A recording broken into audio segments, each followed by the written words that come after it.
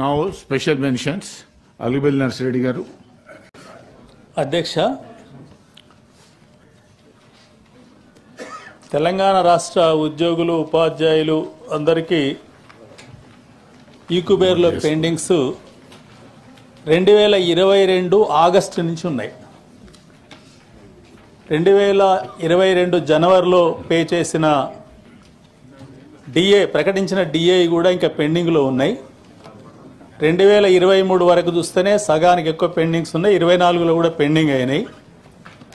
ఈ పెండింగ్ డిఏల వల్ల ఉద్యోగులందరూ కూడా జీపీఎఫ్ లోన్ పెట్టుకున్నా, పార్ట్ ఫైనల్ పెట్టుకున్నా, సరెండర్ చేసుకున్నా, డిఏ అయినా ఇవన్నీ కూడా తమ వ్యక్తిగత అవసరాల కొరకు ఉన్నాయి. మెడికల్ రియంబర్స్మెంట్ కూడా ఉన్నాయి. వీటన్నిటిని కూడా డిసెంబర్లోగా పూర్తి చేస్తామని గతంలో జేఏసీలో చెప్పిన సందర్భం ఉంది. ఆ బిల్స్ మొత్తం కూడా డిసెంబర్లోగా పెండింగ్ బిల్స్ అని చెల్లించే రకంగా మంత్రివర్గ నిర్ణయం తీసుకొని అవి క్లియర్ చేయాలని చెప్పి ఆర్థికంగా ఇబ్బందులు ఉన్నాయి.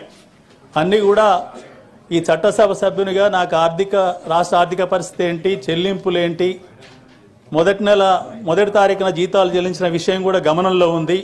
అది కూడా గతంలో అభినందించాం. కానీ ఈ పెండింగ్స్ను కూడా లేకుండా ఈక్వేర్ పెండింగ్స్ చెల్లించాలని చెప్పి అందుకు అవసరమైన చర్యలు తీసుకోవాలని చెప్పి ఇంకా దీర్ఘకాలికంగా కనుక ఇట్లా కొనసాగిస్తే ఉద్యోగులు ఉపాధ్యాయులు చాలా ఇబ్బంది పడే అవకాశం ఉంది. కాబట్టి తగు నిర్ణయం చేయాలని చెప్పి తమ ద్వారా రాష్ట్ర ప్రభుత్వాన్ని విజ్ఞప్తి చేస్తున్నాను. పిటిషన్స్ అలిబెల్ నర్సిరెడ్డి గారు.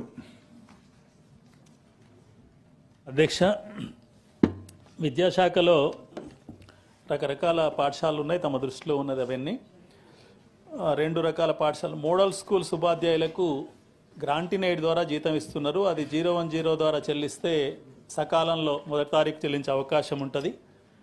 రాష్ట్రంలో దాదాపు 7 లక్షల మందికి హెల్త్ కార్డులు ఇచ్చారు. ఈ మోడల్ స్కూల్ వాళ్ళకి, కేజీబీ వాళ్లకు, రెసిడెన్షియల్ స్కూల్ వాళ్ళకు లేవు. వాళ్ళందరూ కలుపుకున్న 30,000 అంటే ఎక్కువ ఉండరు వాళ్ళకి హెల్త్ కార్డ్స్ ఇవ్వాలని. అదేవిధంగా కేజీబీలలో పనిచేసే ఉపాధ్యాయులకు మినిమం బేసిక్ పే ఇవ్వాలని చెప్పి నేను ఆయా పాఠశాలలు సందర్శించినప్పుడు నాకు పిటిషన్స్ ఇచ్చారు. ఆ పిటిషన్స్ను తమ ద్వారా పంపిస్తున్నాను.